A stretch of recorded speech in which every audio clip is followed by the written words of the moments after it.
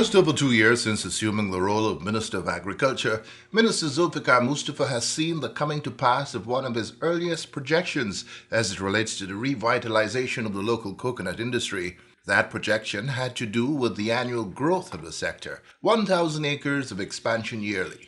Now, figures released by the Hope Estate indicate that over the last 2.5 years, the acreage of lands under coconut cultivation has grown by just over 4,000 acres, more than 600 new farmers getting into the business.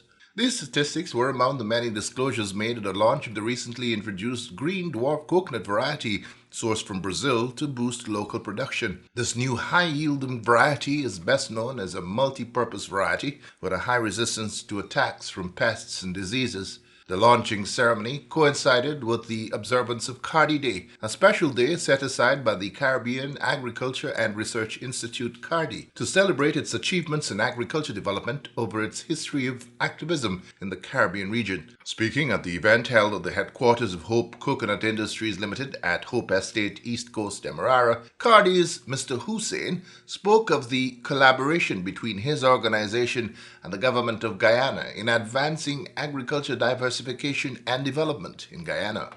On arrival of these seed nuts in Guyana, we had, Minister, you would remember, describing it as a game changer. We at CARI and the International Trade Center, we agree with these sentiments. The ICC projects that the global value of coconut water in 2025 will be approximately $11 billion. Furthermore, of all coconut products, coconut water is projected to experience a compounded annual growth rate of 21%. Productive new varieties like the Brazilian green dwarf, it presents opportunities for processors and agripreneurs and also opens doors for farmers into new markets. The challenges to the regional coconut industry is well documented. We know about limited access to planting material, we know about old trees, senile trees, we know about pests and diseases affecting the coconut industry in various countries, different pests and diseases of course, not necessarily the same thing. We heard about genetic erosion. The introduction of these superior genetic material enhances the genetic diversity of the crop and also offers greater resiliency to future changes in climate which we are already experiencing. Moreover, and very importantly, it will help producers optimize production and satisfy demand. This activity, of course, supports the government of Guyana's action to broaden the genetic base of coconuts by introducing new superior varieties to improve production and productivity. General Manager of Hope Estate Industries Limited, Mr. Ricky Rupchan, in his remarks spoke of the planned rollout of the new variety and its expected impact on the rate at which the growth of the local coconut industry will advance. He also gave the numbers as it relates to the growth of the sector over the last 2 years. Over the past 2 years, we have expanded with government support. We have expanded the coconut industry in terms of seedling production. The expansion was very phenomenal. We now have nine nurseries spread out around the country, and we'll have the 10th one shortly in Lethem. And our total capacity, if you run these nurseries at full capacity, will be 206,000 coconut seedlings per year. That put Guyana as one of the leading countries in terms of coconut production in CARICOM, and I believe that needs a round of applause from us.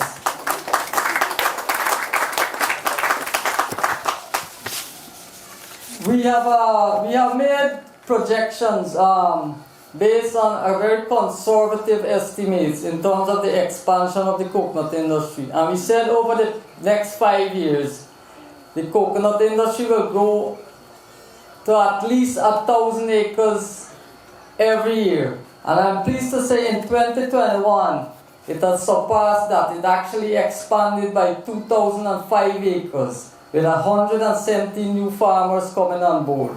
And this year, we have exceeded it as well. We have, as of the end of October, we have 2,762 acres with 319 farmers, new farmers coming on board. So that trajectory is very, very encouraging.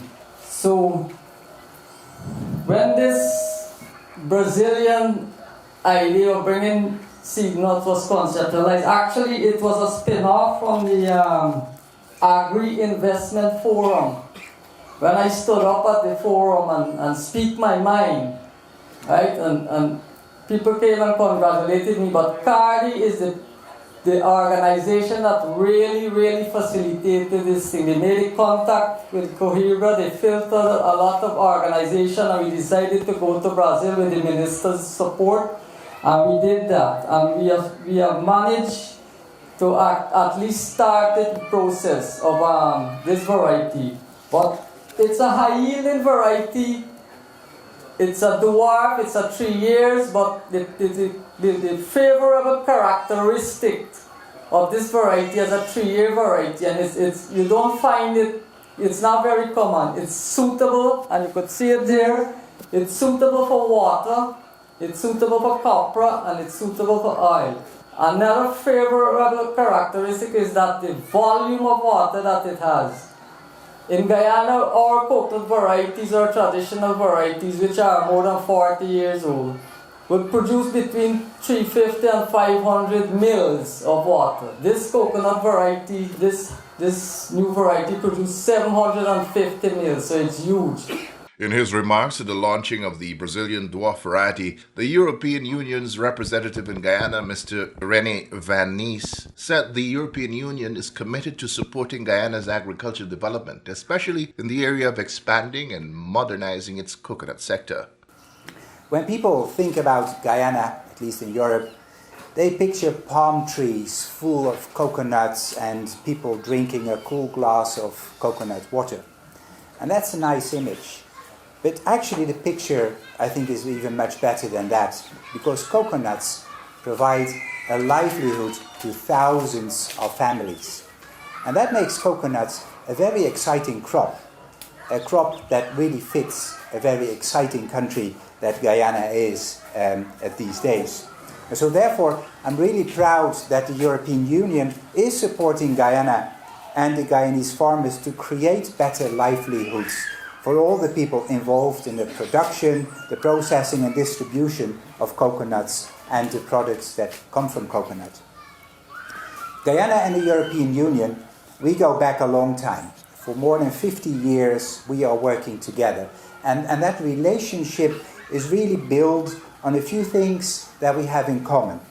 We share the same values, we share the same sustainability agenda, and we share an interest in providing support and opportunities for private sector development.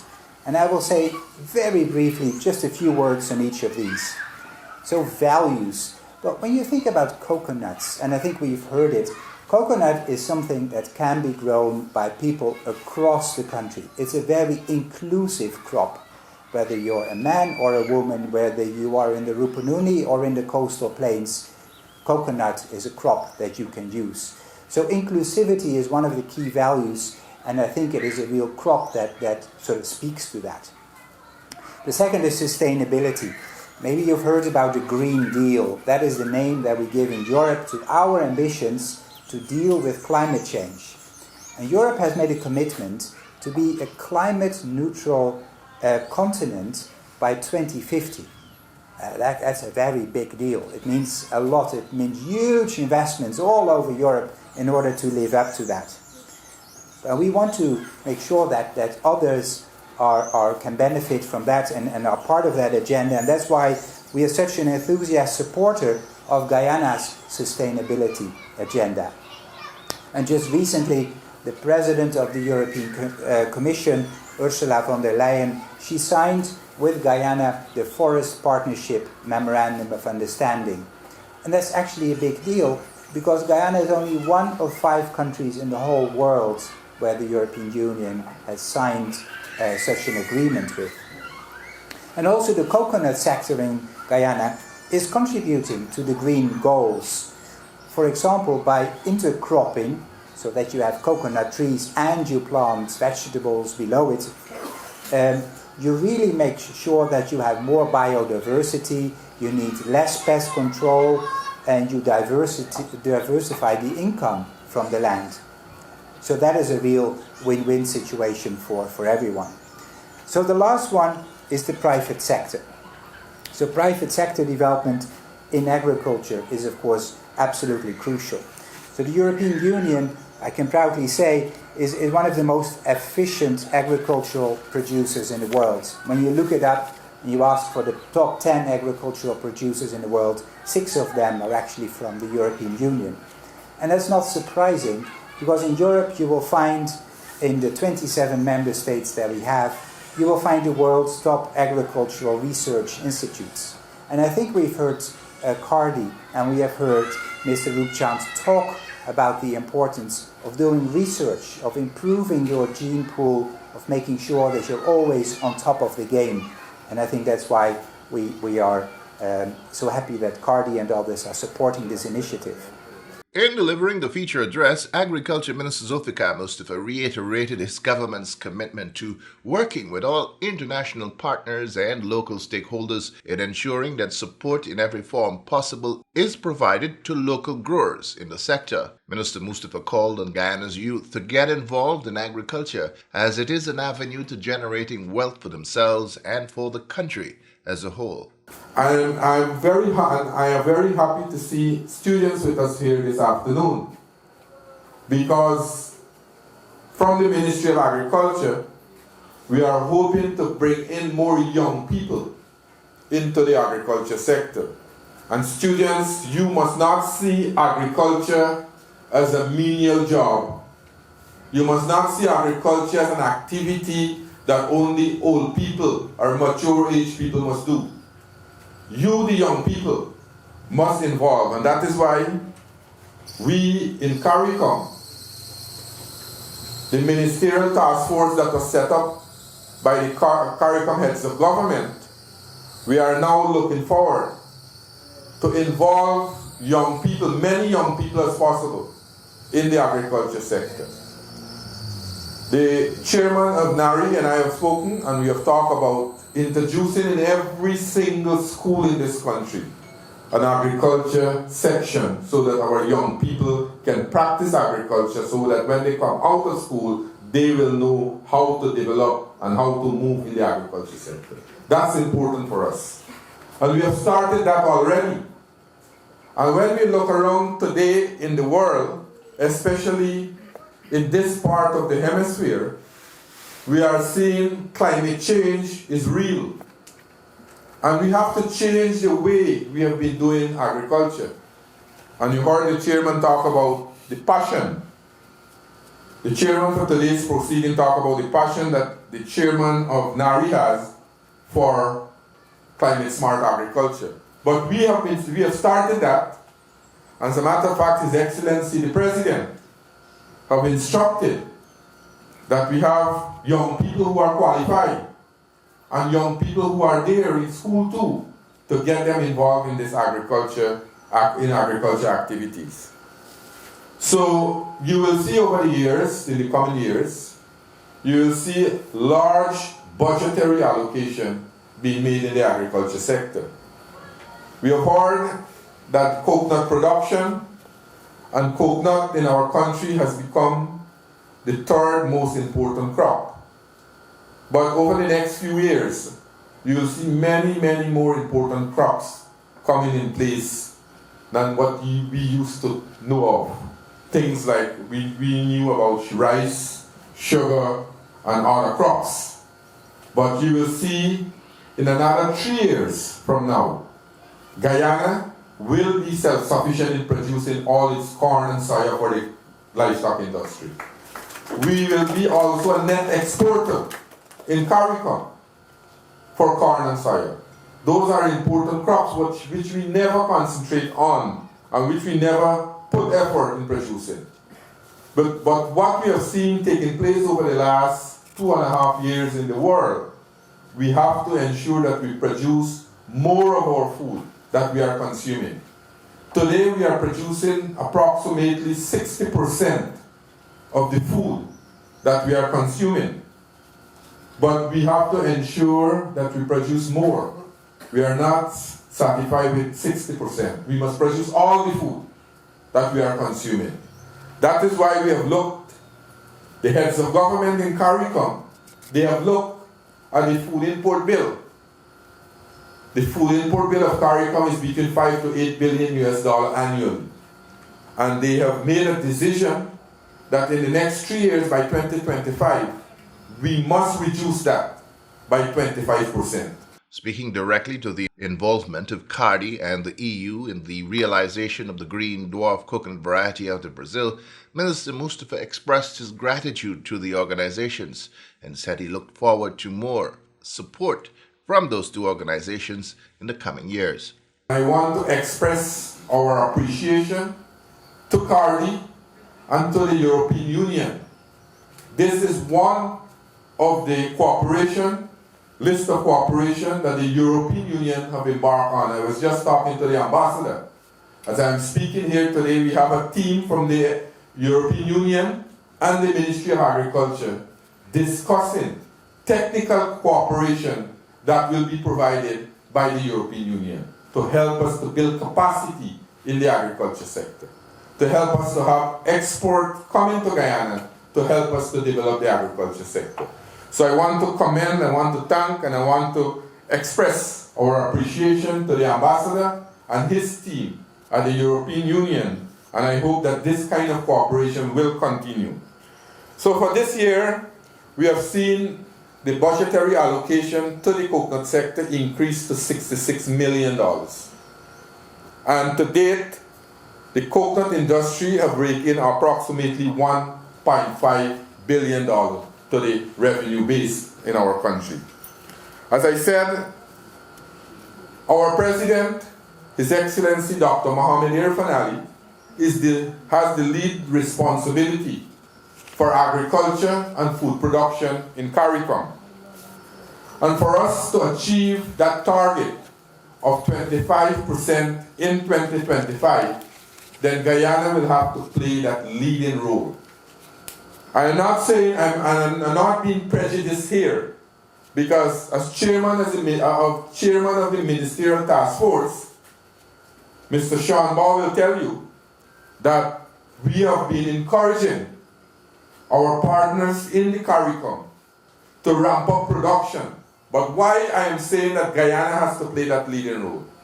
Guyana has large land space, flat arable land, and abundant of fresh water, which our CARICOM brothers and sisters don't have in abundance.